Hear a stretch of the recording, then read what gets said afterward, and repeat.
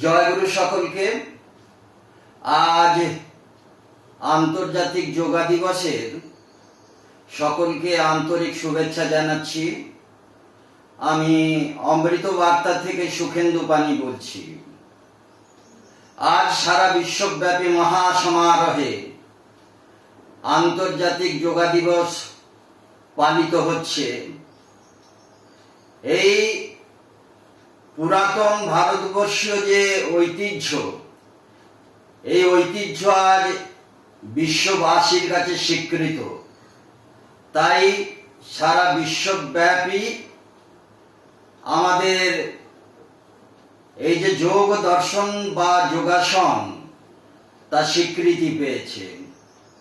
যাই হোক, এই যোগ শাস্ত্রের প্রণেতা ছিলেন মহর্ষি পাতঞ্জলি এবং পরবর্তীকালে মহাদিদেব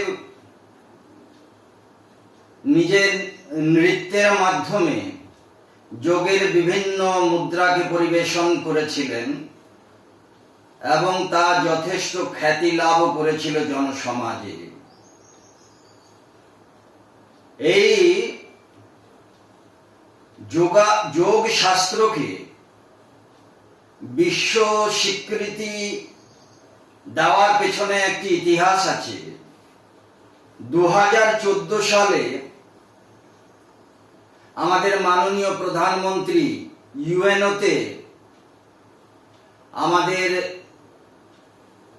এই যোগাসনকে বিশ্ব স্বীকৃতি দেওয়ার প্রস্তাব রাখেন। সম্ভবত 2014 সালের সেপ্টেম্বর মাসে।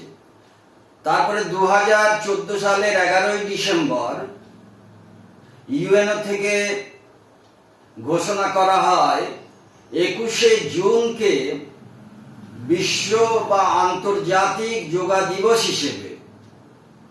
আর এই দিনটির মাহাত্ম্য হচ্ছে 21শে জুন উত্তর গোলার্ধে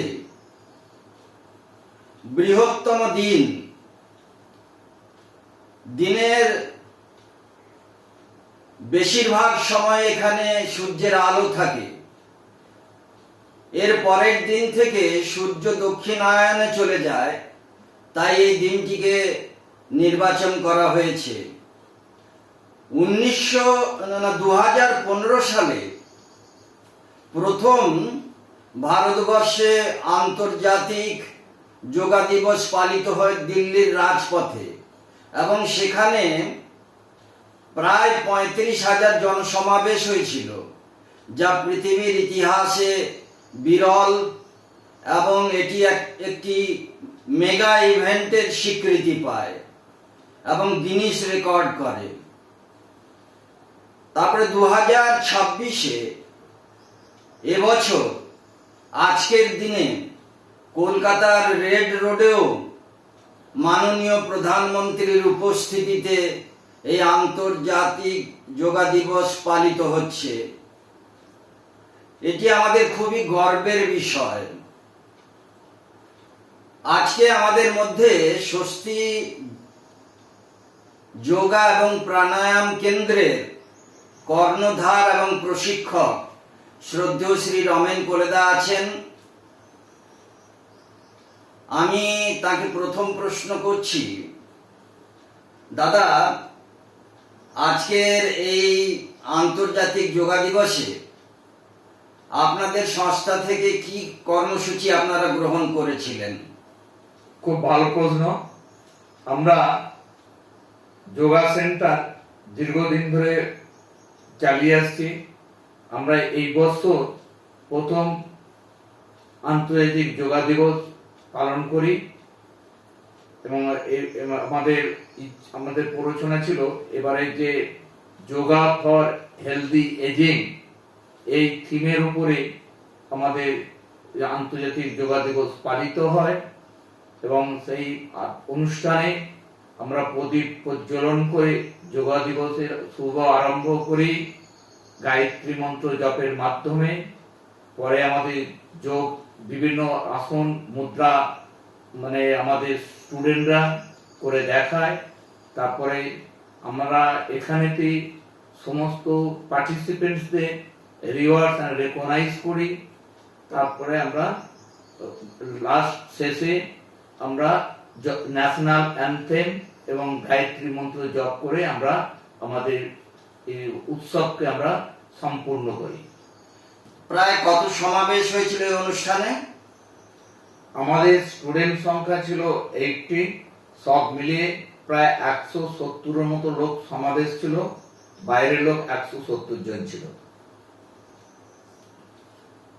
আপনি কি মনে করেন যে ক্রমশ কি জনচেতনায় এই যোগাভ্যাসের উপরে আগ্রহ বাড়ছে? এখন যা ট্রেন্ড দেখছি এবং সোশ্যাল মিডিয়াতে এতটা অ্যাক্টিভ হয়ে গেছে এবং এর যে যোগার যে মানে চেতনা, জনচেতনা অনেক বৃদ্ধি পেয়েছে এবং ক্রমশ বৃদ্ধি পাবে। কারণ আমাদের আমরা যে যুগে আমরা বাস করি, সমসাময়িক যুগে, ফার্স্ট লাইফে, সেখানে একমাত্র মানুষের জীবনশৈলীকে ঠিক করতে একমাত্র যোগাসন এবং প্রাণায়ামের দ্বারাই মানুষ এবং সুস্থ, স্বনির্ভর এবং দীর্ঘায়ু হতে পারে। এই যে যোগাভ্যাসের বিভিন্ন মুদ্রা আছে, এই মুদ্রার মধ্যে দিয়ে কি কি রোগের নিরাময় করা সম্ভব হচ্ছে? এটা লোকে বিশ্বাস করবে কি করবে না, আমি নিজেই একজন উদাহরণ। আমি দীর্ঘদিন ধরে এই যোগাসনের সঙ্গে যুক্ত আছি। 2004 সাল থেকে আমি বিভিন্ন রোগে আক্রান্ত ছিলাম। আমার প্রচন্ড মাইগ্রেন হতো, পেটের সমস্যা হতো, পরবর্তীকালে আমার হাই বিপি হয় এবং পরবর্তীকালে নি প্রবলেম হয় এবং থাইরয়েডের সমস্যা হয়। এই সমস্ত রোগ আমি যোগাসন এবং প্রাণায়ামের দ্বারাই মানে এটাকে শরীরকে আমি সুস্থ করে তুলেছি। বর্তমানে আমার বয়স এখন 66, কোনো রকম ওষুধ ছাড়াই আমি জীবন যাপন করছি। যোগাভ্যাসের মধ্যে দিয়ে কি এজিং এফেক্টকে কমানো যায়? যোগাভ্যাসে এজিং এফেক্ট যদি ঠিক সময় থেকে করা যায় এবং নিয়মিত করা যায়, অবশ্যই করা যায় এবং তার অনেক উদাহরণও আছে। আচ্ছা, তাহলে তো এই আন্তর্জাতিক যোগা দিবসে সকলের সংকল্প গ্রহণ করা উচিত। নিজেকে সুস্থ রাখতে হলে নিয়মিত যোগাভ্যাস করে চলতে হবে এবং আজকে এই যোগাভ্যাস সারা বিশ্বের চিকিৎসকেরাও স্বীকৃতি দিয়েছেন এবং বিজ্ঞানীরা বলেন যে নিয়মিত যোগাভ্যাসের ফলে যোগের যে বিভিন্ন মুদ্রা, এর যে জ্যামিতিক অবস্থান, এই জ্যামিতিক অবস্থানের মধ্যে দিয়ে আমাদের শরীরের অসংখ্য ছড়িয়ে থাকা নিউরনগুলো সঞ্জীবিত হয়ে ওঠে। ঠিক আছে দাদা, আজকের এই আলোচনা খুবই ভালো লাগলো আপনাকে পেয়ে। আপনাকে ধন্যবাদ জানাচ্ছি এবং আমাদের দর্শকদের উদ্দেশ্যে জানাচ্ছি আপনারা কমেন্ট করে জানান আপনাদের এই অনুষ্ঠানটি কেমন লাগলো। ধন্যবাদ।